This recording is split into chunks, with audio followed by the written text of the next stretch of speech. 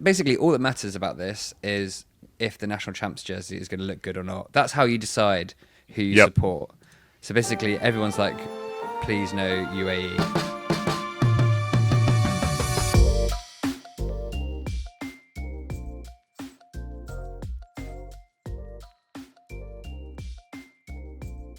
Joining me today, Jonny Long. Good to see you. We're gonna be Good in a car morning. for like weeks. Yeah, soon. can't wait. Yep. What are we And going to Dane, talk about? I have no idea. And Dane Cash, we're not gonna be in a car, which makes me a little bit sad. But That's okay. I'll get all the messages in the WhatsApp, and I'll feel like I'm there. let's get right into it, boys. So we're gonna kick off with a bit of national stuff, and then we're gonna drop into our Tour de France preview, and we're going to spend more time. We've done this in like last couple of years. I think it makes a lot of sense.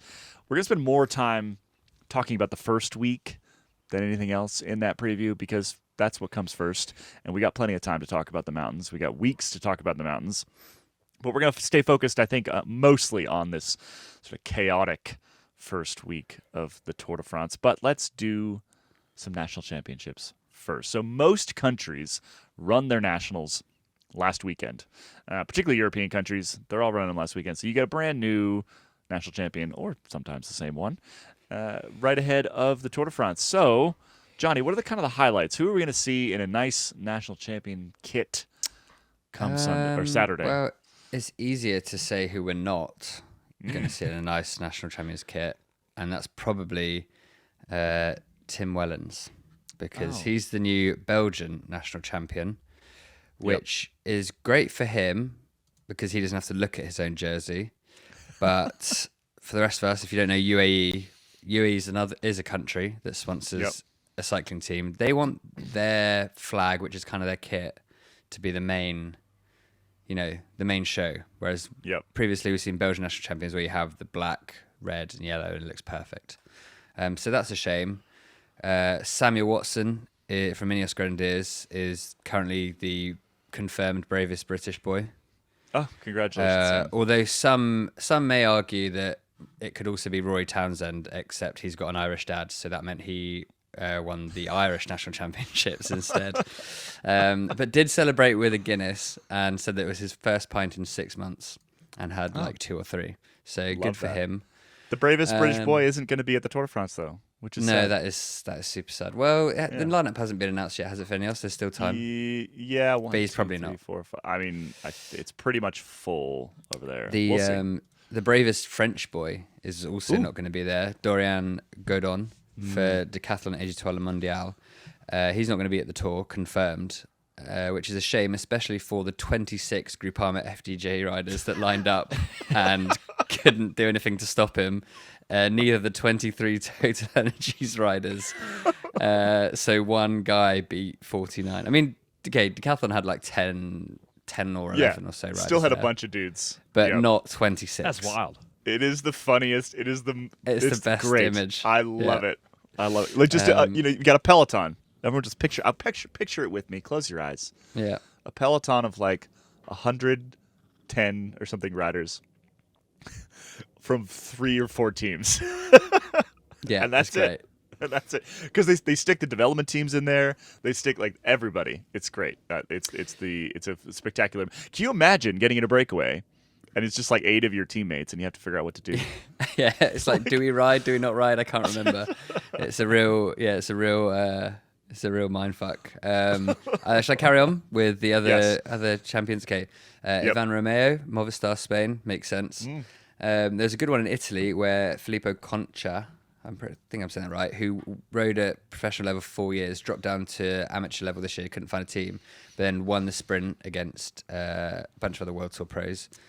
Broke down in tears, so that's great for him. And his club team, called the SWAT Club.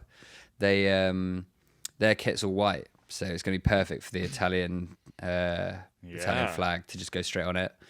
Danny Van Poppel beat Olav Koy in the sprint for the Dutch title, which is perfect because the rumours are that Olav Koy is going to Decathlon Étoile Mondiale next season, so he's already prepping the stage for being their disappointing sprinter for the 2026 Tour de France. We like it. Tom's went back-to-back with the time trial and road race in Latvia. Congrats, Toms. Cool. Yep. That would be a good That'll be a good national champs jersey. Basically, all that matters about this is if the national champs jersey is going to look good or not. That's how you decide who you support. So basically, everyone's like, please no UAE. Bahrain also, I think they mess around a bit. Ineos can be a bit hit and miss, but I think they've been better in previous years. The good ones, to be clear, the good ones are the ones where they actually they don't try to incorporate it into their existing kit. They replace it. They just run a big flag on their back. Like the French ones are always good. The Belgian ones are usually good. Yeah. But UAE is definitely going to screw it up. British one's rubbish just because of the way that the official design of the national champs jersey, where it's like the Dutch, the reverse Dutch Hard national to tell champs that it's jersey. British. So dumb. I don't know why we don't just do a big like Spice Girls, Union Jack. Union Jack everywhere. Yeah. But you can't have it all. So that's pretty much it. I mean, the big story as well from the weekend was, of course, Remco Evenepoel, because he won the time trial. He came second in the road race and spent the whole time annoyed with everyone around him, because weirdly people didn't really want to work with him to get Remco Evenepoel in a place where he could then win the race, which came seemingly as a bit of a surprise to him. He's like, I don't understand the tactics. It's like, no, of course you don't, because usually you don't have to race like that. You don't have to do tactics. So the tactics make perfect sense. Another race where he had 10 teammates. There was 11 Soudal riders, it looks like, in this race. And the fact that he couldn't pull it all. And meanwhile, Team Wellens only had one teammate. So that's an impressive ride from UAE, despite the fact that the jersey's probably going to kind of suck.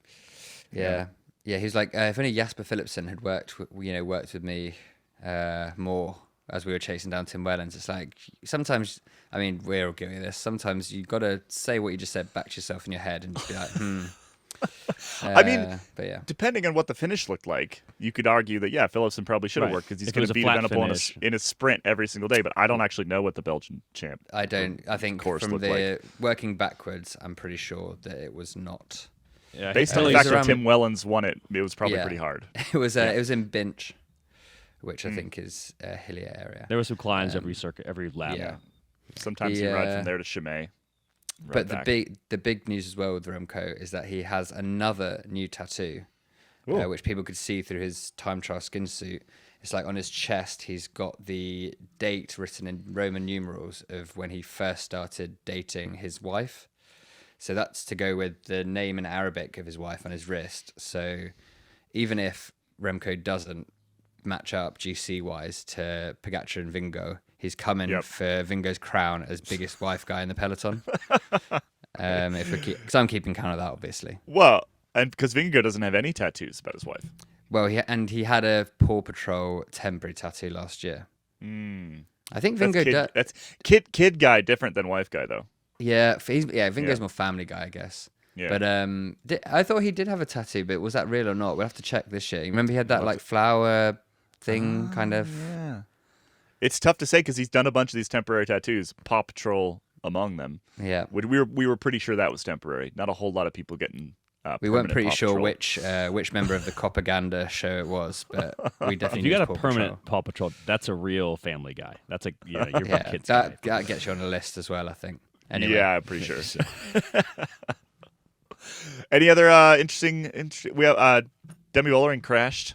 Crashed, but fine. I mean, Remco Evenepoel crashed and was fine, but Demi Vollering said in the interviews afterwards that immediately she was like, "Oh God, what is this going to mean for my tour?"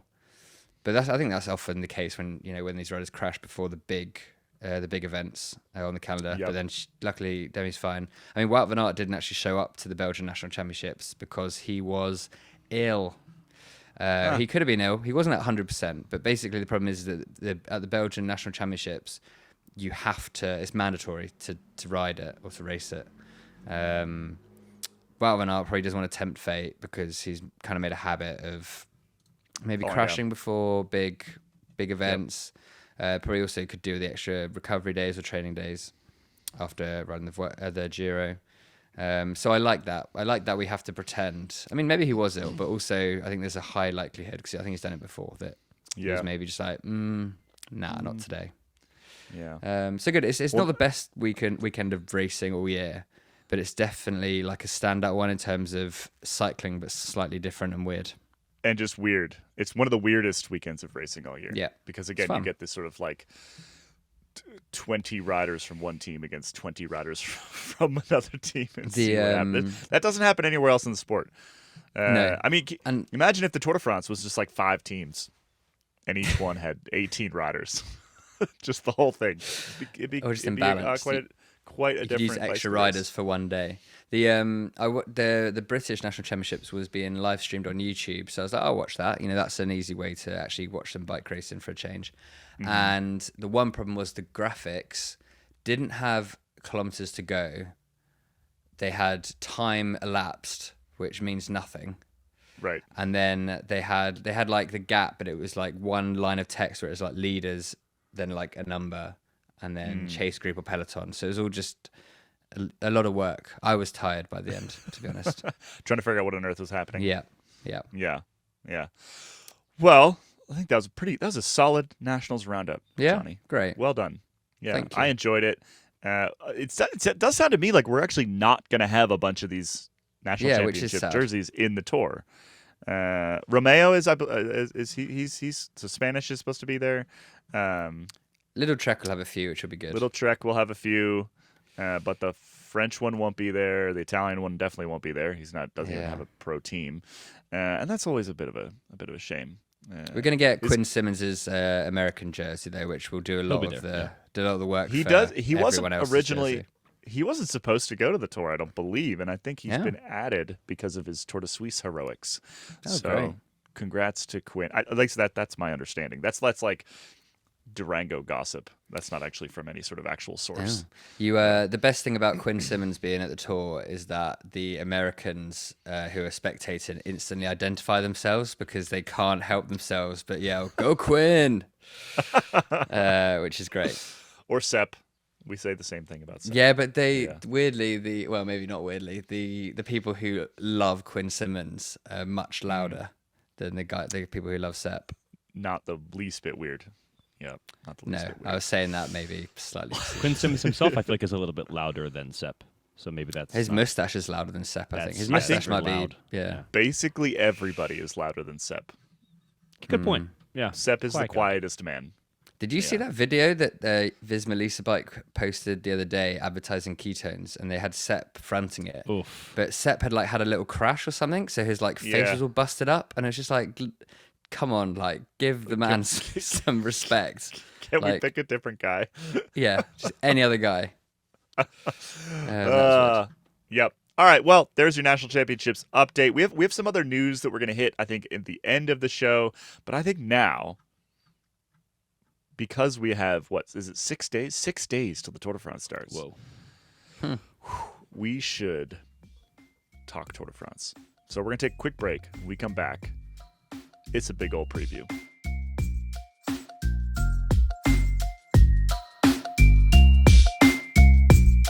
Welcome back, everybody. It is time to preview the Tour de France, which, as I said before, we're gonna focus more heavily on the first week because we got time to talk about the second and third. We will give you a bit of an overview of the whole thing, though. I have also, if you are watching on YouTube, I have pulled up Dane's preview piece, which is actually not posted as of when we're recording, but will be by the time this has not been edited yet. So hopefully there's no glaring mistakes here. Well, we're gonna skip the copy. We're mostly just looking at maps and profiles and things like that. I've got a couple other maps and profiles I want to pull up because the first week is chaos. But more broadly, Dane, kind of talk me through the full 3 weeks of the race. Where are we starting? Where are we going? Okay. How do they put this map together? Well, we're starting in France, which actually, if you're a big cycling fan, you'll know that actually hasn't happened a lot recently. We're actually starting in Lille. Barely. It's like 15 minutes from the Belgian True, border. it's close to the French Flanders. Actually, is what it is called. It used to be part of Flanders. Anyway, it's in the northernmost part of France, and we're going to spend a little bit of time up there. And the first week and change are flat or hilly days. Lots of hilly days, actually, but no real mountains in that first stretch, right up until the very end of it. And the race takes this sort of counterclockwise route, anti-clockwise, if you're from Johnny's Island, where they go. Well, they're gonna head west and then south, and then we're gonna do Pyrenees first, and then Alps. And as usual, the second Look at week. this. The Pyrenees is like they just chucked spaghetti at the map and decided that's where the route is going to go. Yeah, all over the place. Lots Yeah. of Pyrenean climbs there, and as usual, it's the second and third week where the mountains are really going to play the role. There are 2 time trials in the race, but I think they're only 44 kilometers of time trial action, which is not much. The second time trial goes up a big mountain. Yep, the second one they climb pretty much the whole time. It's a Cat 1 climb. So, like, if you're a time trialist, traditional time trialist, this is not the tour for you. Yeah, anyway, and then as they make their way through the Alps, they're going to head back to Paris for... We are finishing in Paris, but it is a little bit different from usual. We get a couple trips at the Montmartre climb. Yep. So, yeah. Let's talk, again, briefly before we get to the first week. So the biggest stages, the biggest, most important stages, in your opinion? Ooh. I actually think it's going to take a little while for the really, really big stages to arrive. I do think we're going to see a fair bit of action in that first week. I think we're going to see the Jersey maybe find itself on the shoulders of the guy who eventually ends up winning it. That could happen, particularly because that guy really likes hilly Ardennes-style races. Tadej Pogacar's won quite a few Ardennes Classics, and this first week is full of that. Yep. But in terms of the actual big gaps, they're going to come on those mountain stages and in that and then the time trials. I think the 2 time trials are both going to have an impact. One, because the flat one which is up here, should just jettison everybody that's not one of the top 3 contenders. Because I think Pogacar, Vingegaard, and Evenepoel are going to do fine on the flat TT. Roglic is going to do fine. Roglic should do fine on the TT. Sorry, Roglic, erasure there. Yep. But I think there's going to be quite a few. I don't think Santiago Buitrago is going to do that well in the time trial. Rude. So sorry, Lenny Martinez. Maybe he's okay, isn't he? Anyway, I don't think we're he's gonna. not. Lenny Martinez is 5'0", and It's in your cannot. pocket. Fair enough. He'll do well in the second time trial. I mean, maybe. Remco's a small guy, but yeah. All right, so that time trial, which is on stage 5, that's the big GC day of the first week, and it's in Cannes. It's the 33K. Yeah. I think all the really big stuff's going to come mostly after that in the second and third week. The Périgueux time trial, which is stage 13, that is that's going to be a big day where I think all of the big favorites, Pogacar, Vingegaard, Evenepoel, are going to do fine, and that's going to just further extend the gap between them and the rest of humanity. And then, man, that time trial is followed by another really hard stage to Luchon-Super-Bagnères, which, hard climb. Find these. Or category climb. That's stage 14. There's a stretch there, so it's 12, 13, 14. That's Hautacam plus a time trial. This is the most... Oh, it's so... This is the most ridiculous... So what we're looking at right now, for those who are not looking on YouTube and are listening, the profile for the Ludonvier and to Périgueux time trial looks flat. Yeah, why have they done that? It's not flat. It's up a giant mountain. If you don't look at profiles a lot, you might not know that the y-axis in a profile it's not standardized, right? No. And Yeah, this is a great example of that. So they've decided that for this particular one, they're going to make it look flat, even though it's absolutely not flat. They go up nearly 600 meters. No, Yeah. more than 600 meters within 11 kilometers. So Yeah, it's a Cat 1 climb. And it looks like it's just like a gentle... So it's 8K at 8%. And this profile is garbage. Yeah. I made note of that in the preview. I noted this fact. But then we've got this stage after. Holy moly. So Hautacam before it, then the time trial, they go up the Cat 1 climb, and then the next day is Luchon-Super-Bagnères, which has or category finishing climb and then some other hard climbs right before it. I think this... I want to... Slow down a little bit. Slow down a little bit, Dane. Yeah, slow down. We got all the time in the world here. We got a lot of Tour de France to talk about. So I want to really quickly. That's the overview. The first week is chaos, little tiny kickers, lots of probably bonus seconds and movement in that front. Like Mathieu van der Poel, probably pretty stoked. Peak Julian Alaphilippe would have been really excited, but probably less so these days. But then we get to past the first rest day. There is a sort of mountain stage near Clermont-Ferrand that something might happen, but it's not really. It's sort of Massif Central. That's north of Massif Central. Anyway, we get down to the Pyrenees. That's where we go first. And this first nasty one after that rest day is this Och to Oregam stage, which is interesting to me because it's probably going to be hot as hell. Europe is at the moment in the middle of a heat wave anyway. That is supposed to break later this week. Yeah, but it could come back at any time. it will. And it probably will. And I have ridden the Horicam in a warm day. There is no tree cover. There is no nothing. The day I rode it, well, there wasn't even any wind. And it is absolutely brutal. So if we've got a rider who is not good in the heat, I would keep a very close eye on this particular stage. Then we get to the time trial, which is not flat, despite hill climb. what the profile says. Yeah. I don't think the gaps will be massive here because it's only 11K. But there will be gaps, obviously. Then, Pau to Luchon Superbannière. Another HC mountaintop finish. It's like 4,900, something like almost 5,000 meters of climbing. It's a lot. Any guesses on how Geraint Thomas is going to react to the stage after riding it or looking at the profile? I can think of a word. Go on, give it to me. Foi. This is four out of 4, yeah. Exclamation. Yeah. And it's kind of near four, kind of. Yeah. It is kind of near four, actually. 182K. 182K, yeah, HC climb to finish things off. Then we keep going. We get out of the Pyrenees. We drop down into Carcassonne. It's just another one of those. This is a perfect example of like, what, you got a Cat 3 and a Cat 2. This is a breakaway stage for sure. But this is a perfect example of this tour and how if I was a sprinter, I'd be very annoyed at this tour because Carcassonne is like a classic sprint stage spot, right? And you can get out of the Pyrenees without going over mountain. Like you can. You just go out the valley and then you turn right and you go to Carcassonne. And they're not doing any of that. So skip that. And then the rest day followed by like the literal hockey stick stage. Mont Ventoux, another HC climb that they're finishing at the top of. I'm really excited for this particular stage. They're coming up from the Bedouin side, which is where they almost always come up for the Tour de France on Ventoux. It's the more iconic of the two sides. Any thoughts on this one, Dane? I mean, this one basically becomes a like independent time trial that they all start at the same time.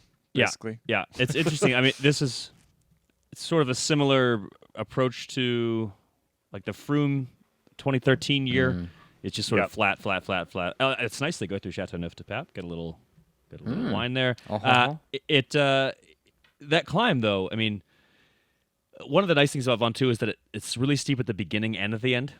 So I think you really quickly shed everybody and then can turn it into that, real test of strength. It's not like you're going to have these you can't have long trains on Ventoux.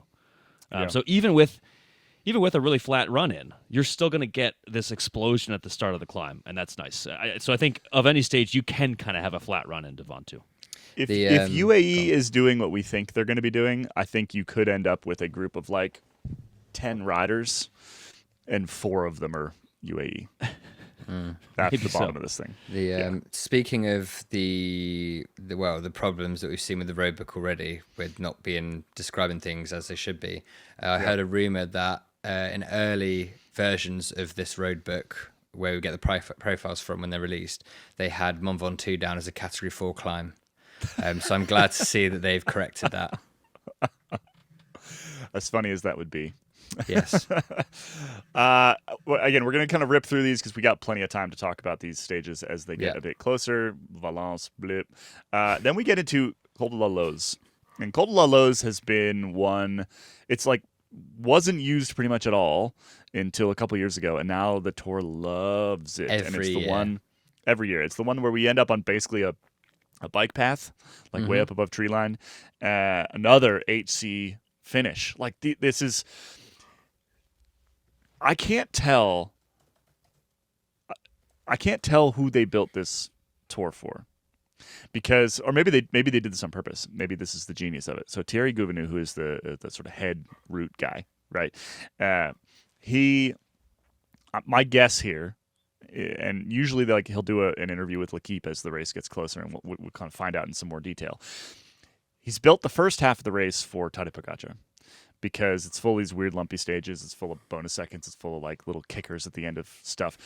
And he's built the mountain stages for Jonas Vingegaard because all these HC finishes, big, long climbs, often at altitude, like Holololo's finishes up at 2,300 meters, is in theory Vingegaard country. Right. In theory. And I think the fact that we've got all these like HC finishes at the top of the mountain, because remember, like last couple of years, we often went over these climbs and finished at the bottom somewhere. And so you had all these like descents down to the finish line. The fact that we've got all these finishes at the top feels to me like a play toward Vingegaard. And I think that they're trying to balance the Tour in that way. They're saying, like, I think if you ask Gouvenou how he's expecting this Tour to play out or how he's hoping it will play out, he thinks Pogačar is going to be in the yellow jersey coming into Hautacam, and maybe Vingegaard has the yellow by Paris. That's my guess. I think it's funny that we all sort of think of it like this, but like Pogačar is definitely better at a bunch of things. You know, the punchy climbs. If you threw a gravel stage in there, the thing that we're saying this might suit Vingegaard, but it's just a might. Like, also, Pogačar could just destroy him on these climbs. Yeah. It's more of like, if there's Hautacam. anything that suits Vingegaard, it's these long, high-altitude climbs, but we don't actually know for certain whether he's going to do anything here. Again, this is pure just theory. This isn't Theoretical. necessarily practice, but like it's pure theory. Because look at this. Like, then we go to the next stage, right? We get to stage 19, and we've got another one. 2,000 meters. How many climbs how many HC climbs have we finished at the top of already? There were 4 already, I think. And this is another really, really nasty day, right? Start in Albertville, which is like just south of Annecy, and was it one Cat 2 to start off with, Cat 1, HC, Cat 2, HC to finish things off. It's really, really nasty, and it is also the last mountain stage of the Tour, by the way. Yeah, last real hard day. Yeah. So that's what we have to look forward to in the second and third weeks. Lots of good stuff in the Pyrenees, lots of good stuff in the Alps. Let's take ourselves back to the first week and spend some more time in this, which honestly, a lot of times we would just sort of pass over stuff in the first week because it's historically the Tour has not designed the first week to be particularly interesting. But this is the first week that I am most excited about in a very, very long time. Last year, if you remember correctly, we had a pretty interesting first week. We had like a couple interesting stages in Italy. Obviously, like we had the Bardet stage to start off with, the Kevin Vauquelin stage right after that, and then we very quickly got into the mountains. We had that Galibier stage on stage 4, and so we had sort of like a GC sorting relatively early. I don't think we have the same level of GC sorting in this Tour. You do have the early time trial, but that's not going to do what the Galibier did, right? Yeah. That's not going to be minutes necessarily, particularly among the top riders. Well, the three favorites are all good at time trials, so we're probably going to see them finish relatively close. Yeah, like if we were coming into this being like Santiago Buitrago is a favorite for the yellow jersey, but he's got to get through that time trial. It would be a different story. But we are not. They're all very good time trials. So here's what we're going to do. For the first week here, we're going to go through stage by stage, and we're going to make picks. And we're going to make picks in the style of our fantasy game. So if you're watching on YouTube, you can see there's a little thing at the top of the screen here. It says Play Fantasy in yellow. And the way our fantasy game works, which all of you should go play, and there is a spin cycle league, so you can play against us, you can play against other listeners. There were like a couple hundred people in it last year. Go join up there.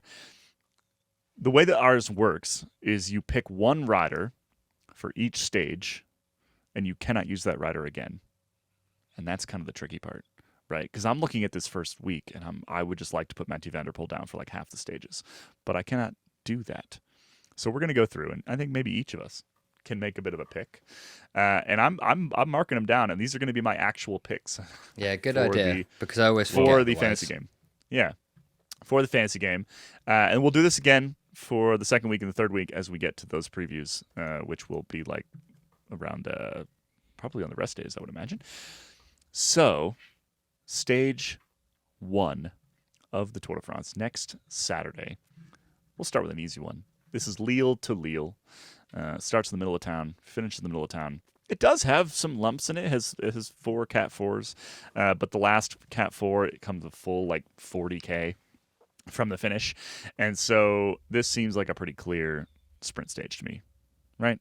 I think so. Who do you got, Dane? Who's your pick?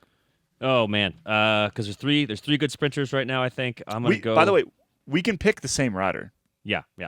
I'm not gonna. Also, by the way, go to escapecollective.com and read the breakdown of the sprint battle here. We've got quite a few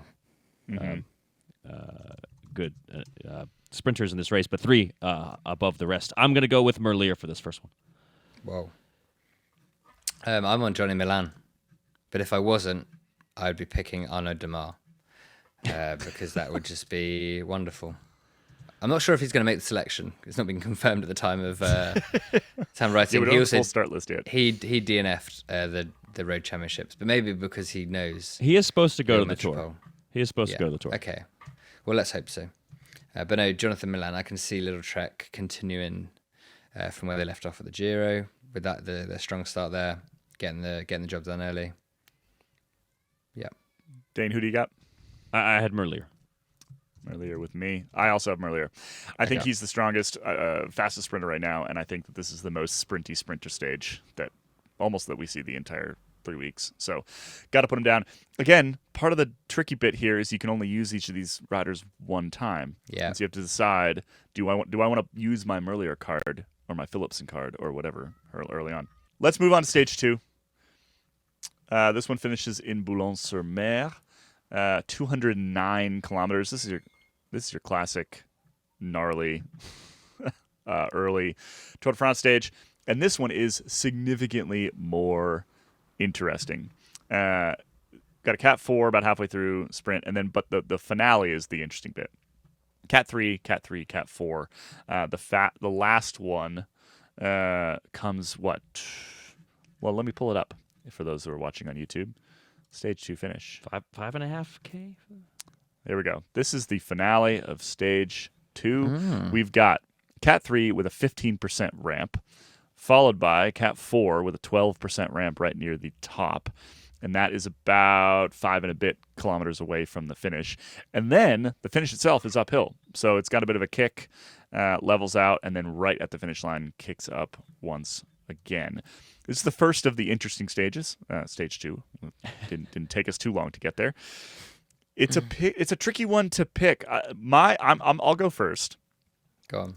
I've mentioned that I didn't like Dane's Biniam Girmay erasure in his sprint thing. I went back and looked at the Giro stage that Binny won, and I looked at the finale of that Giro stage, and it looks a lot like this. He beat Mathieu van der Poel in that stage. Now, this is obviously on the assumption that he's in really, really good form because he has to get over those 2 pretty decent-sized climbs, and I'm not entirely confident of that, but I'm going to use him anyway. I'm going to go Biniam Girmay for this, and I think I'm worried that teams will make it too hard, and there won't be enough time to pull it all back together. But again, he did it at the Giro, very similar finale. I think it's possible. I'm not going to use this rider because I think it's safer to keep it for later on. Tadej Pogacar would be a pretty good bet for this stage. Just like, remember last year, he literally waited till that second categorized climb of the race to attack Jonas Vingegaard. So I don't think we should expect him to be waiting around. My heart pick would be Julian Alaphilippe, but I feel like we're about 4 years too late, which is sad. My thing about Alaphilippe, I think, so there's stages coming. 4 and 6, I think, are better for him. Okay. Yeah. So my pick is going to be Primoz Roglic. Oh, Jonny. Because I'm with you. I am going to use him before he can fall down. Yeah. I'm on board with that. Same here. You're both on Roglic? Yeah. Yep. I think you guys are overestimating this stage. 10%. A 10% Have you seen how they race bikes these days, Caley? That's true. You know what this is really similar to? It's really similar to stage, was it 4? The one that Pedersen won at the Giro this year. Oh yeah. Like if Mess Peterson was at this race, I'd be like, this is his. Yeah. This is his. He must be gutted he's not at the Tour. Yeah, I'm a little surprised that it's a they shame made that call. Yeah, they could just take both of them. Surely they could take both of them. Yeah, this is too hard for Milan, I think. Yeah, it's way too. There's two climbs that are almost 10%. One is 10%. The other was almost 9% in the last 10K. That's yeah. Well, it's 1K at 10%. It's not like but that's true of the climbs at Amstel. Like it's and you don't see Jonathan Milan winning those races. No, it's too hard for the big sprinters. That's why I've got Binny, because I think he's like 15 kilos lighter than some of these guys, and he could potentially, again, if he's on super form, get over this. All right, I still think you guys are wrong about Roglic on this one. I don't think it's anywhere near hard enough. But I totally, find out. Like, how far is he going to get before he falls down? And I think that stage 2 is a good bet. You're hedging your bets there a little bit. All right, if we go back to our preview. Oh wait, I have to remove that. There we go. We get into stage 3. Boring. Finishes in Dunkirk, sprint stage. It's got a Cat 4. Like 20K from the finish, 30K from the finish. Jonny, you gonna pick a brave British boy? You just saluted. I wasn't sure if that was. Yes, I am, and unfortunately, I can't pick Mark Cavendish because he's not at the race. Or will he be? We don't quite know yet, because he might do another comeback for the 3rd year in a row. So until I see that start list, don't count him out. If not, I'll go for Jake Stewart. That's good, brave British boy. Because I think if he lived 100 years ago, he would actually be. Oh no, not even 100 years ago now. 80 years ago, he would be a brave British boy, and he would be part of the rescue mission on these beaches. Dane, who do you got? Well, I went with Merlier for the first one. I'll go with Milan for this one. I also went with Milan for this one. I think that. Yeah, that little Cat 4 at the end won't bother him. What? None of us are picking Philipsen yet. I'm just waiting for the next one to pick Philipsen. Yeah, okay. And then we get to another interesting stage 4. Again, this first week is great. It's really, really good. Okay, so stage 4 into Rouen, sawtooth, right? Dictionary definition of sawtooth. We've got all these little climbs at the end. So it's 175K stage. From 128 on, we get 1, 2, 3, 4, 5 categorized climbs, all 4s and 3s. And the finale of this thing, let me pull up the actual finale. This is we got stage 4. One moment. Apologies to the YouTube folks. Here we go. This is your peak Julian Alaphilippe stage. Yeah, that might be. Right? Like, hopefully. So we'll walk you through the last 4 ramps. The farthest from the finish, a Cat 4, kind of the easiest of them. Then we have another Cat 4, which sits at quite a bit steeper, nearly 10%. And then the final... Not really the final. There's a short kicker into Rouen, which, what is it, like maybe half a K, 800 meters, something like that. But before that, the sort of the penultimate climb has a big long stretch, well over 10%, and it is going to be hard. I think another name like a Mark Hershey or something like that. If he was sort of peak Mark Hershey, we would have put him down for this. But it's a really tricky one to call, because it could go either way. It could be Pogacar, right? Van der like it Poel? could easily be Pogacar. Van der Poel too. Yeah. Van der Poel is my pick for this one. This is one I've got. Yeah. Yeah. What about Thibaut Nice? Yeah. Quite interesting. That's a good pick too. Is that your pick, Jonny? Him. Yeah, I'll go for him, but I might change it when I do it in the app to Van der Poel, to be honest. Dane? I'm gonna go with the Van der Poel on this one. I like his chances on this finish. It's a 15% ramp, and it's called Ramp Saint-Hilaire, which is fun. Yeah, good branding. All right, and we get back to stage 5. Here we go. Stage 5, time trial day. We can go very quickly through this one. Who's winning the time trial? 33 kilometers flat. I'm liking Remco for this.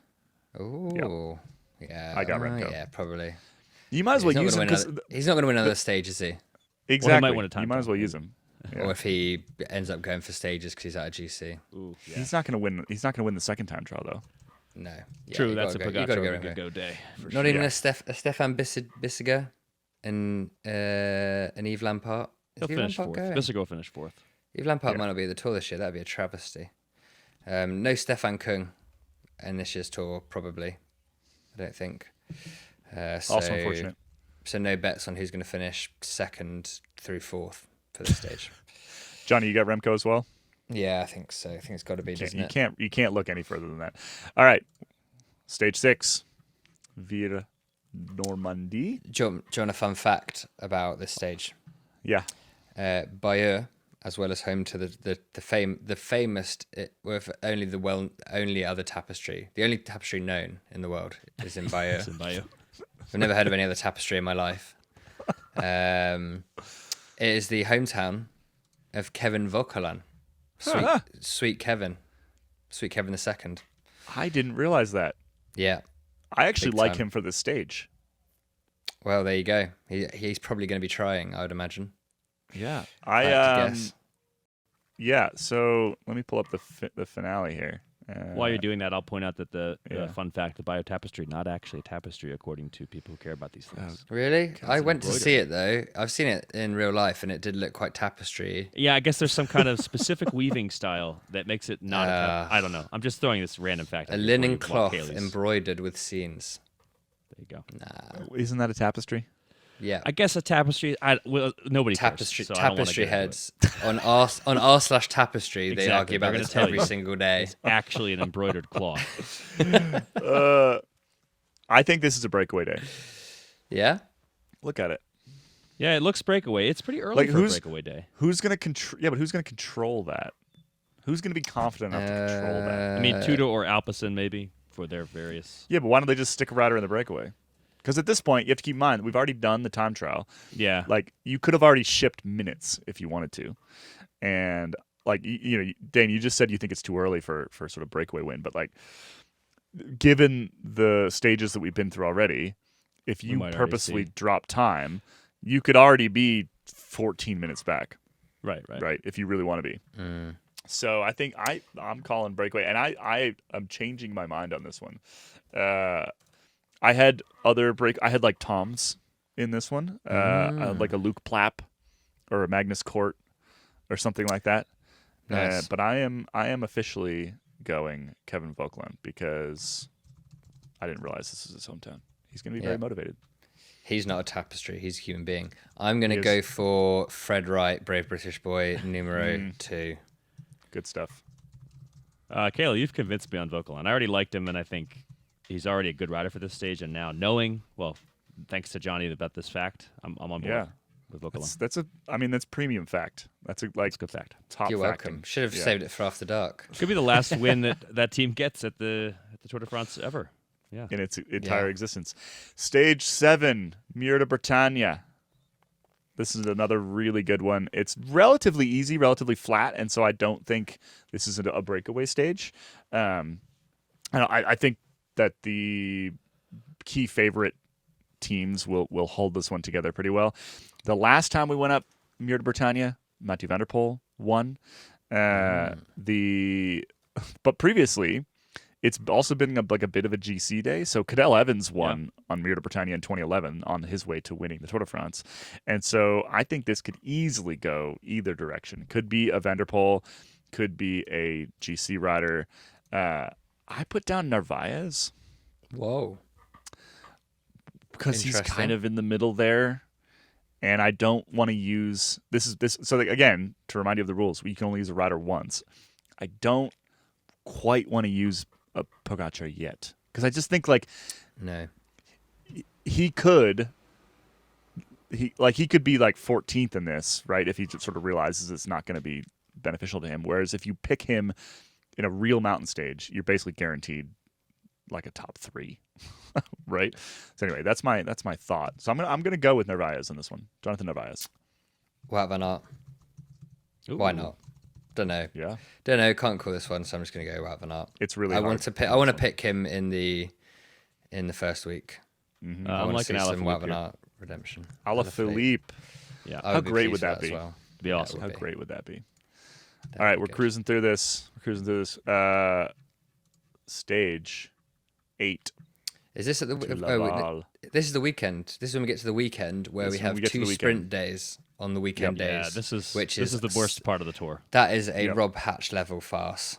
If I could be so blunt, I think ASO are probably extremely ticked off as well, but scoured the entirety of their fine country and could not find a way to get from Brittany down to towards the Pyrenees without having 2 sprint days. This one does have a very slightly uphill finish. Not like so hard as it's not going to be a sprint, but it is a little bit more interesting than the next one, at least. Yeah. So there's that. Yeah. All right. I mean, another Binny, another Milan, but I've at least used those already, so I am going Philipsen on this one. Me too. Same. I'm gonna. Dane, you're just copying me. Boring? Yeah, you are, Dane. Come on, Dane. It's great minds thinking alike. Original thought.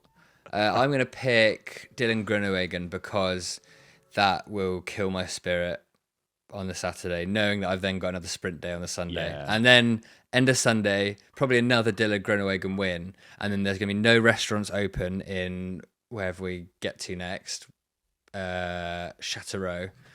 And it's gonna be one of the worst weekends ever at the Tour de France. Guarantee it. Wait, is Châteauroux? That's the one. No, it's the next stage. Is this Sunday? Yeah. But the race goes through on Monday, because. Oh, because we switched it around. No. Yeah. Because the first rest day is until Tuesday because we have Oh, I see what you mean. Bastille Day. I see what you mean. Yeah. So Sunday is Chinon to Châteauroux. Very boring. Just the most boring. If you're gonna pick a day, if you're gonna pick a day to go on a big long bike ride, this is your day to go on a big long bike ride and just not even turn on the Tour de France until the last 5K. Dane's gonna like it. There's a big church at the finish. And it's the kind of stage where you could take a little bit of time to visit that church or Chartres Cathedral. My recommendation would be if you don't live in a family where everyone watches the Tour de France, and July maybe you get moaned at a bit for spending your whole time in front of the TV. For this weekend, play the card of being like, you know what? Yeah, the Tour de France has been great this opening week.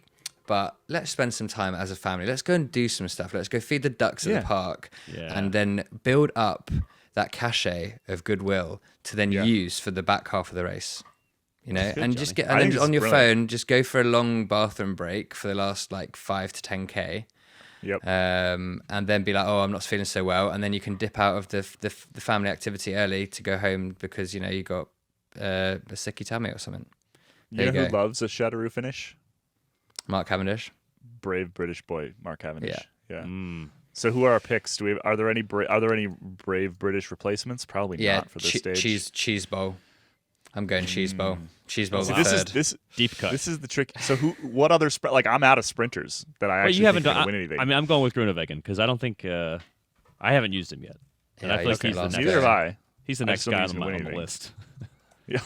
He's good for a stage win once every tour maybe, and that's about it. Ooh, you know what I'm gonna do? What? Who was just added? Jordi Meus. He was just added to the Red Bull he's a great team. pick for this stage. Johnny People would suffer. Well, yeah, but we've also now got the Jordi Meus song, which someone pointed out, which many people pointed out that the Dr. Zayas song actually comes from Rock Me Amadeus. Rock Me Amadeus, yeah. Which I didn't know because I thought the Simpsons. I went and looked it up after you talked about it. Was the route one of all culture. My pick for this stage is going to be Pascal Ackermann to cap off the is it called the nadir of the Tour de France. It's going to be If you listen to the Tour Dailies, which you all should, obviously, this is the part where we probably crack. Yeah, we probably crack in these two. This is the one where we get shouted at, and we'll probably get shouted at this episode for calling things boring. But if I'm like a stock trader of exciting and boring Tour de France stages, I'm selling everything I have end of stage 7, and then buying start of stage 10. Yep. Let's get to stage 10 because stage 10 is the first truly spicy climbing stage. So this is finishes in Le Mont d'Or, which is sort of like outside Clermont-Ferrand. Do they go through Clermont-Ferrand, or at least nearby it? Yeah, I think nearby. And so this is like, if you recall, They do. They go right through it. They do go. Sorry, they do go. There we go. I thought they did. If you recall from last year, we had like a sort of Roman Bardet day, because he's from up that neck. He lives up there these days. And we finished on the top of that little volcano last year that we hadn't been up since like the 80s. So same part of the world, very, very lumpy. Lots of climbs that are in the kind of like 20-minute range. And so this feels like, to be honest, it feels like a day where Pogačar is gonna try to go ham on this thing. I think the actual winner of this stage is going to be a breakaway, though. Me too. I think that there's going to be a GC battle behind, and I think we're going to have a breakaway duel in the front. Do you have a pick for this, Dane? Well, let me point out first the date for this stage.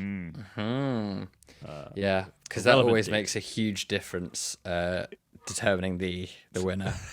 Well, you have to pick a French rider, right? I mean, You do. Even although if I it's feel like futile. Vocaland is a good pick, but we've already used him. I agree that Yeah. it's going to be a breakaway style day. And now I'm like, actually, what French riders are really going to be able to pull this off? Because as we've already discussed, man, the French start list at this tour is It's pretty Oh. bad. it's wolf territory. It's wolf. Sorry to say. Le Wolf. Yeah. I'm going to go with Ben O'Connor out of the breakaway. I think he's far enough down by this point. He's going to feel sad if he hears of this, but I think he's going to be far enough down by this point that he can go for it. That's interesting that you've picked him, because already written down on my sheet is his arch nemesis, the King of France, Warren Buggy. There's a good French. That's a pick, great There's a- pick. That's a fantastic. It's more I hope of a it's them going tete-a-tete, just absolutely spitting feathers at the mere existence of each other, and then we get a weird climber sprint finish at the end. a Wawa pick. Like in 2017, I would have said, "Great, you got this one." Like he's a superb pick for somebody. Sometimes you got to run it back.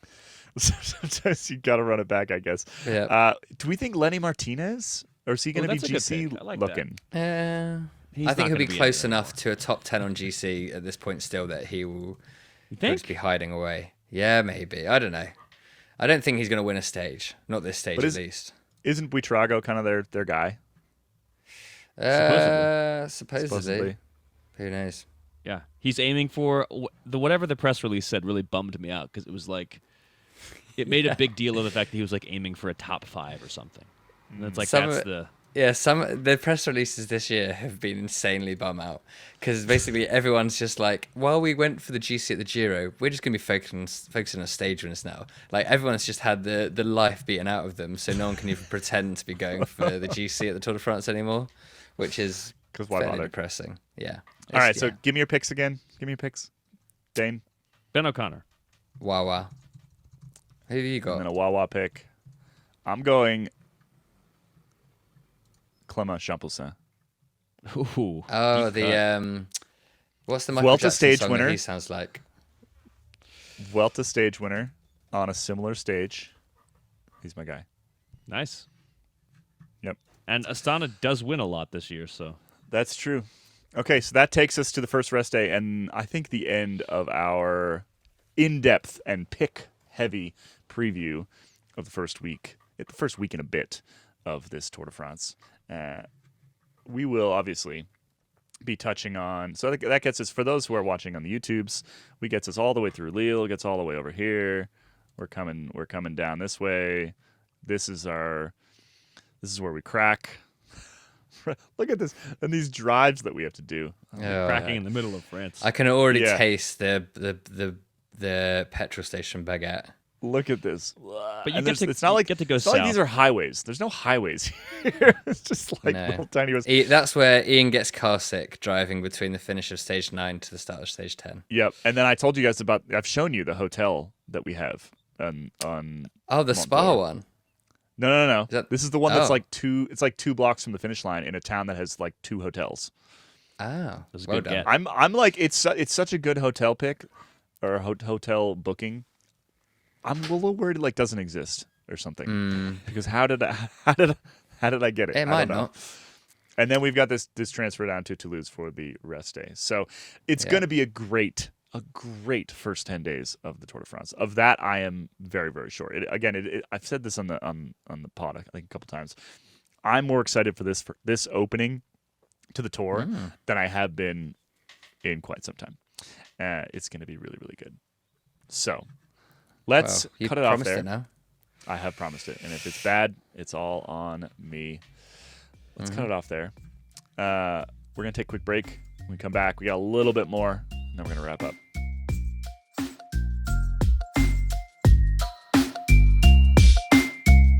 Welcome back, everybody. So Jonas Abrahamsson is actually going to be at the Tour de France. He fell down like a week and a half ago.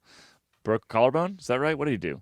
Yeah, broke a collarbone. And got it plated, got surgery, and he's going to be at the Tour, which is wild. Yeah. He's, got on the trainer really quickly. It's good news. It's he's a medical marvel. The doctor said that it healed in like 9 days at a rate that he usually sees in 8 weeks. And weirdly, then provided an additional quote, this doctor, to say that Jonas Abrahamsson was healing as well as a 12-year-old. I didn't know that. Is that a thing that children heal quicker Children than do. adults? I feel like they kind of just. Oh, yeah. Really? Yeah. Like you see them fall over, and it's like, if that were me, I would be bruised and battered. And I remember the kids at school with casts on for weeks. It's not like you break a collarbone as a child and 2 weeks later, little Timmy's, all back in one piece. They do heal quickly. I like the idea that this. I think it also he went to Manchester to go see one of the world's leading shoulder specialists. So maybe Manchester is the UK's. How have I forgotten it? What's the Belgian hospital called? Herentals. Herentals. Yeah. Herentals, but in the UK. And this doctor seemingly specialises in collarbones of 12-year-olds and pro cyclists. Good job, I'm just happy that Abrahamsson is going to be in the race, and I'm sure it makes Ian very happy as well. Well, no, because I think Ian was then hoping that maybe Alexander Kristoff would get Abrahamsson's there was spot. a chance. Get one more shot. Yeah. Yes. We do have a corrections corner. Yes, last episode, or at least last week, maybe in both podcasts, we got into the bad habit of calling Decathlon Étoile Le Mondial Decathlon L'Oréal. This is bad for 2 reasons. First, that is not their name in this current season of cycling, so we should be supporting Étoile Le Mondial and all the work that they do, whatever that is. Do we care about that? Sure. Yeah, maybe.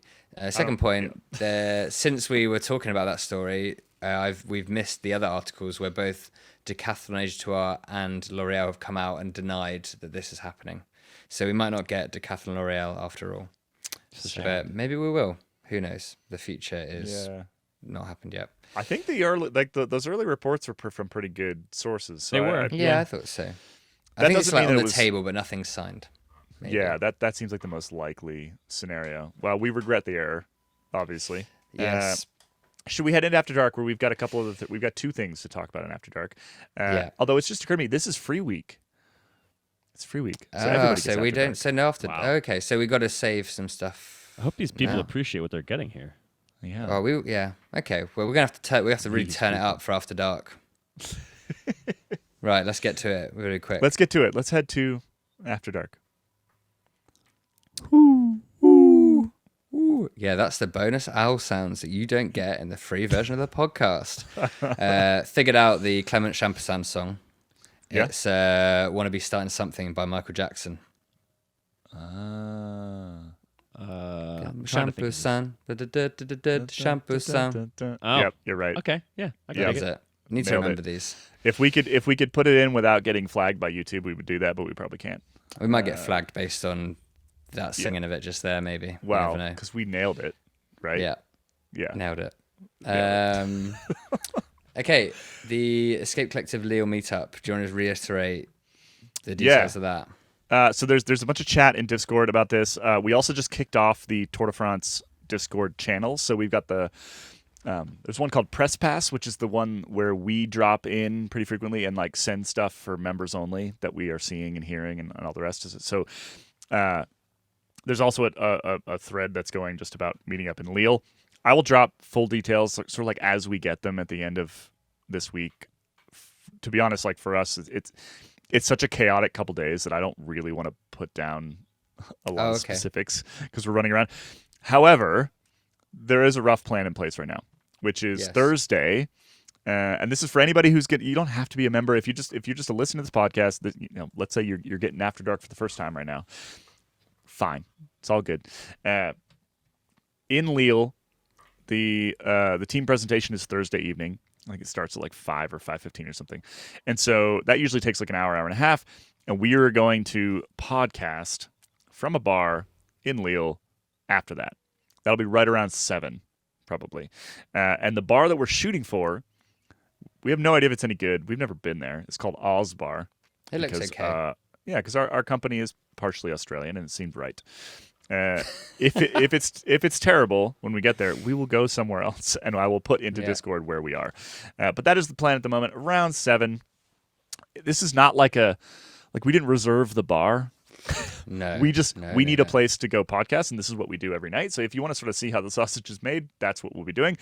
Basically, I'm saying show up, grab a seat, grab a beer, grab a outside. water, whatever it looks like it's got a great outdoor seating situation. I did look it up, and I was like, this looks like a pretty decent spot. And it's far enough away from the team presentation that I don't think it's going to be like chaos. So that's where we'll be Thursday evening around 7. We're going to be making a podcast there. And then Friday, there's a couple members who are putting together a ride Friday morning. I'm going to try to make this. I will have my bike over there. I'm going to try to get it all together, but it's just no guarantees, basically. Do you want to know what I'm going to be doing Friday morning? Which people are also free to join. Yeah. There's an aquarium in Lille, and it looks mega. It looks great. Apparently, it's got 16,000 different types of fish. Should we just say forget the ride? We're the Escape Member Caley, Summit Aquarium Edition? Yes, although if you are bringing your bike over again to fill up most of the car, you're going to have to ride that bike. Just bring it. Don't ride it at all. I am bringing the bike over. Yes. Are you a big aquarium guy, Johnny? Is that a thing? Oh, I love aquarium. What's better than an aquarium? My dad used to work in an aquarium in the Boston. Did aquarium. he? Yeah. Yep. I feel like I've heard a couple cool stories about your dad, Caley. He sounds like he did some cool stuff. Yeah. My dad's very cool. He also he always makes me think of Night at the Museum, and that your dad then led a life similar to Ben Stiller. That's how I like to basically imagine identical. You're basically identical. You look a bit like Ben Stiller. I'd say. Okay. It's a compliment. So Thursday at 7, Friday, maybe a ride in the morning. And again, if you're in Discord, look for these channels. That's where the information is going to be. I will also put this, like, if you follow me on Instagram, I'll probably put stuff up there because, again, we're not interested in. There's no gatekeeping here. Everybody's welcome to show up. Mm-hmm. Friday, ride in the morning, and then we have to podcast at some point on Friday as well. And so that'll probably be sort of like a mid-afternoon so we can get it over to our editors a little bit early because mine as well. So probably like a 3 o'clock pod on Friday. And again, we'll find a bar nearby and we'll post up on Instagram, on Discord, where we're going to be. I will remind you, very informal here. Come hang out, say hi, get your high five. Have a beer. We'd love to meet you. Find out what we're like in real life. Find out what we're like. You can see that how tall we are relative to how tall we sound. Yeah. Which is a very exciting apparently thing. It's shocking. Apparently Johnny's taller. I think am I shorter than I sound? I'm a pretty normal height man. I feel like you're on par with what you sound. Yeah? Yeah. Do I sound normal and am also normal? Thanks for the backup there, Dane. Johnny, I always thought it's funny because I feel like people. Johnny, you're about as tall as I think. I don't know. I don't know why people think that you're not tall. I think Johnny's shorter than I thought. Really? Yeah. Because I've heard people say the opposite. I know. Huh. I know. It's my youthful complexion. Yep. You got that? Yeah. So that is the rough plan for that bit of the weekend. As soon as the race starts, we're in full on race mode, and we will be hanging out in that same neighborhood of like. So our accommodation is pretty close to that Oz bar, so we'll be around there. If you are nearby, I happily respond to direct messages on Instagram or Twitter or whatever. Come say hi. We'd love to see you. We know that there's going to be like dozens of members at in Lille at various times, and so swing over. We are more than happy to stop what we're doing and say hello. In fact, we insist. So that's the rough plan for the weekend. Should we get to the shut up Patrick Lefevre bit? Yeah, Joe and freelance contributor Dan did a story. Before. So normally, because this is the free week and everybody is getting great. is so getting after after dark dark. on business here. Well, so normally we'd be in the trust tree right now, and we could trust everybody out there to be cool. Yeah. Can we I'll turn it down a little. Turn it down a little bit. Turn it down 5%. I think most of the people out there will still be cool. Yeah, probably. We just can't guarantee it. No. So editor Joe and freelance contributor Dan did up a story towards the end of last week about some internal factions in Soudal Quickstep and how old owner Patrick Lefevre and new CEO Jurgen Faure maybe having a little bit of a fallout. The consternation that this story rose inside the team as we neared publication date seemed to highlight to me that a lot of it was probably on the money. Yep. And likely to ruffle some feathers.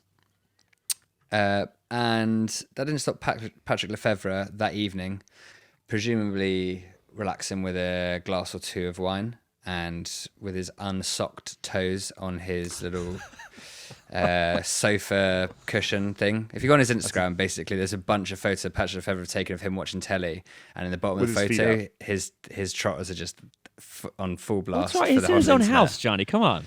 On Instagram, he's putting out to the internet. I don't post my toes on Instagram. You can't just, Dane. Yeah. You can't just post whatever you want and then be like, "I'm in my own house." Yes, you can. Rules. It's your own house. And I'm in a place where I'm free to do that. I'll point out. I mean, I assume this is not what he's doing, but some people would probably pay for that for Patrick. So I'm just maybe it's the trust tree, right? What's after dark? I can say that, right? Maybe that is the case. Maybe that's what it is. Anyway, he started. Dane, how much would you pay for photos of Patrick Lefevre's feet? Yeah, good question. Well, now that they're everywhere, though, there's no scarcity, right? If he's already out there, laws of supply and demand, and there's plenty of supply. Yeah. How much would I pay for Christian Inman's feet pics? Now we're talking. Yeah, that's the one. Yeah. Just dangling a shark tooth necklace off the big toe. Ooh, I'm sorry I took us to this place. I apologize. It's after dark. You did. But this is what happens. Anyway, Patrick Lefevre proceeded to tweet out how there'd been like no attempt to contact him and basically trying to run counterintelligence on the story. Yep. And he's got trying to make the story not seem legitimate.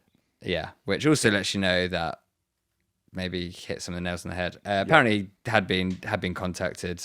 And he had been. Yep.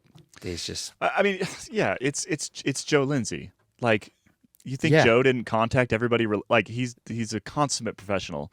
Yeah. Capital J journalist.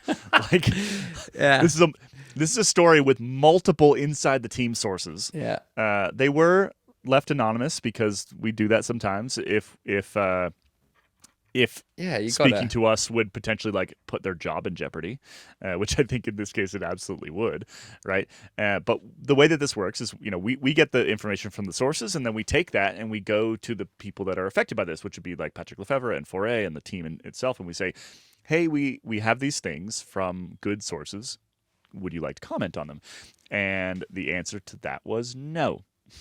So that's why there was no comment from the team in that. But yeah, the team was absolutely contacted. I've got the receipts if anybody would like.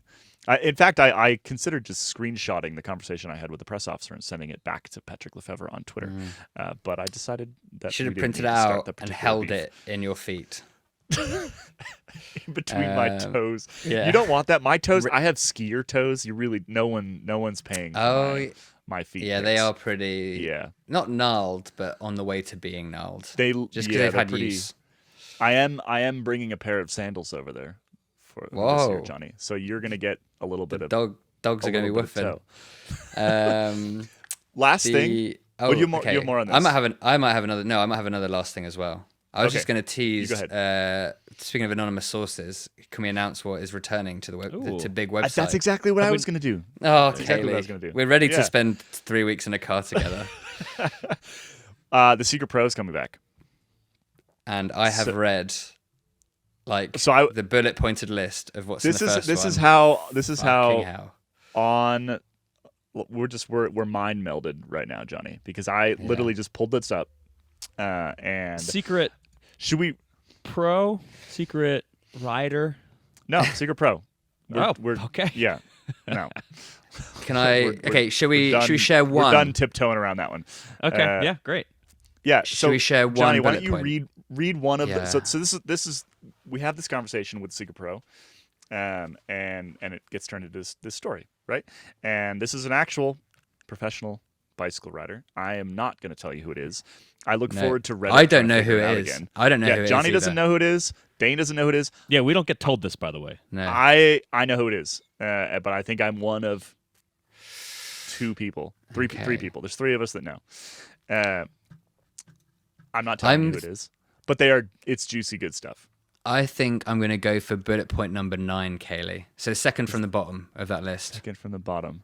The one that's like over 2 or 3 lines. Yeah, so because there's a bunch in here that say things about other riders, and I think we want to keep that in our back pocket for when this actually. Yeah. So we're gonna drop this first Secret Pro on the first day of the Tour de France on Saturday. So keep an eye out for that. Good stuff. Yeah, I think that's a good one. The food one. Yep. So because all food is now tracked in the peloton, this from the Secret Pro. With nutrition and everything, because all food is tracked, evening dinners are now based on how much energy a rider has used during the day. So what that has meant now is that the whole peloton has these huge piss breaks, so they have to sprint for 10 minutes to get back onto the peloton, so that they expend more energy and so that they can eat more food at night.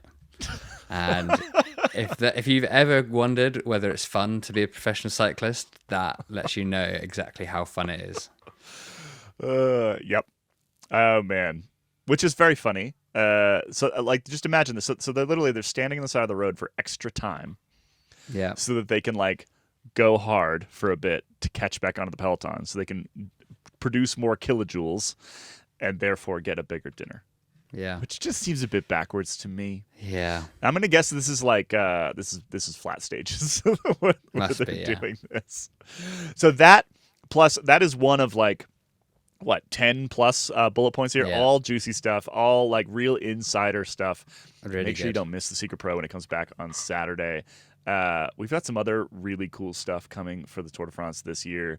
We're potentially gonna do. I haven't fully figured this. A secret director sportif as well. That may only be in the podcast, and it may only be in After Dark in the podcast. It may be a members only secret director sportif throughout the month of July. I've kind of got a fun piece coming this week because it's been written by my dad. Really? That's about very his cool. time at ITV, because that's coming. Should to I the have end my of Tour de dad France write one coverage. about his time at the aquarium for you? Yeah, let's get all of our dads to write a piece, then we can see who converts the most members of it. Dane's dad is an actual sports reporter. Yeah, I Dane's guess dad would have retired that. now, Dane, yeah. right? Yeah. Yeah. Yeah. Was an actual sports reporter. So he'd probably win, I would imagine. Yeah. Yeah. we think, But not a lot of cycling, But Yeah, but plenty of good stories about other sports. So Yeah. Tell me about what you meet. he sat next to Evander Holyfield of the ear getting bit off fame at a Dolly Parton show, Harrah's one time. That's good. That's a good one. They were traveling around as part of this a different boxers group of. Whom Anyway, amongst lots us? of cool stories like that. Yeah. Whom amongst us has not sat next to Evander Yeah. Holyfield at a Dolly Yeah. Parton concert? I mean, that's just standard stuff. What to be fair, I'm gonna big up my dad now. He has written about the Tour de France for the Guardian back in his youth. He did. That's great. I didn't know British that. readers will know the old Guardian column in G2, which was Pass Notes, where you do a rundown of what something is and explain it to the readers. And he did that back in the day. Is this the journalist equivalent of My Dad Could Beat Up Your Dad that we Yes, just did? which we Yeah, should cool. do. No, we should do. We should do podcast. We should do that podcasting. I don't think my dad would do the podcast. He wouldn't win the podcast fight. I don't think. No. I think my dad, he'd be okay on the podcast. He'd be pretty good. I think Dane's. I imagine Dane's dad has ESPN voice. So yeah, having been a broadcaster for 35 years, I bet he's pretty decent. I will say, I would guess, Jonny, that your dad is delightful. I just have this sense he probably is a really friendly fellow.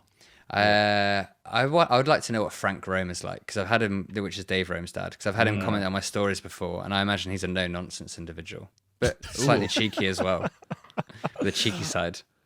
That's it. We're calling it.